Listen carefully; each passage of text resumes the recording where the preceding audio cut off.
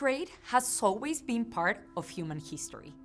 From prehistoric societies to the vast civilizations of the modern world, people have always traded their own property for others' property in the hopes of satisfying their own needs. We can say, then, that the exchange of things we deem valuable is part of human nature. Free trade is a key part of humanity. Welcome to Libertarianism.org's Learning Hub, an introduction to the concept of free trade.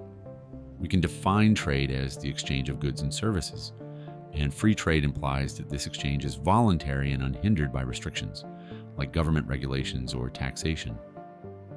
It is voluntary because nobody is forcing us to make the transaction. We exchange because we think what we receive is more valuable than what we give up. In other words, trade is not a zero-sum game in which someone's gain is equal to their counterpart's loss. Both parties gain something, also known as a positive sum exchange. Because they seek each other for mutual benefit, free trade can be understood as a form of cooperation. Trade has historically flourished, from the Mediterranean basin before the Roman Empire to the voyages of discovery during the 15th and 16th century when new routes connected Europe to the New World. But as trade grew, so did attempts at government intervention. For example, exports were preferred to imports because they enabled those in power to charge and accumulate more gold. In this context, Adam Smith wrote his masterpiece, The Wealth of Nations, in defense of free trade. Smith's premise was that a nation's wealth is not measured by its stockpile of gold, but by the ability of its people to produce goods and services of value to others, which they then can trade for other goods or money. Because of this, trade is equivalent to wealth growth. It expands the size of the market and allows for finer division of labor and specialization, both within and among nations.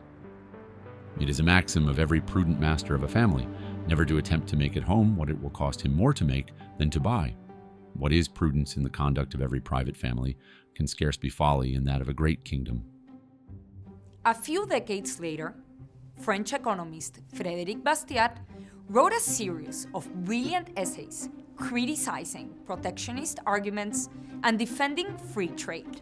Author of the phrase, "When goods cannot cross borders, armies will," Bastiat argued that international commerce promoted peace among nations and that free trade was a key element of human liberty. The ideas of Smith and other economists of the time fueled the movement in Great Britain to repeal trade barriers and government controls to embrace free trade. Free trade's benefits were well known and generally accepted, but various factors prevented free trade even during the rapid opening of global markets in the 19th and 20th century. Trade barriers have historically been implemented either in the name of a greater good, like protecting a country or in the name of national security, or an industry to preserve local jobs, or to make a profit from the very restrictions that have been put in place, like tariffs on imports to discourage foreign competition. Even in the face of these protectionist measures, trade liberalized dramatically in the 19th century, and both caused and benefited from rapid industrialization, falling transport costs, and political stability. However, the two world wars, the Great Depression, and the interventionist political and economic programs of the 1930s dramatically interfered with free trade and slowed economic development. After 2 centuries of hard evidence in support of free trade, people today generally enjoy greater freedom to trade across international borders, but government controls are still significant. Free trade is widely accepted as the best policy to promote a nation's prosperity. But increasing wealth is not the only reason to defend free trade. Having the liberty to create, produce, buy, and sell is an elemental part of individual choice and action. It is as essential as the liberty to speak our minds or protect our lives or our property. It is the freedom to satisfy our own needs through voluntary exchange and cooperation. In conclusion, free trade is the voluntary exchange of goods and services free of unnecessary and arbitrary restrictions, and it has historically been the engine for more liberty and greater wealth. Want to know more?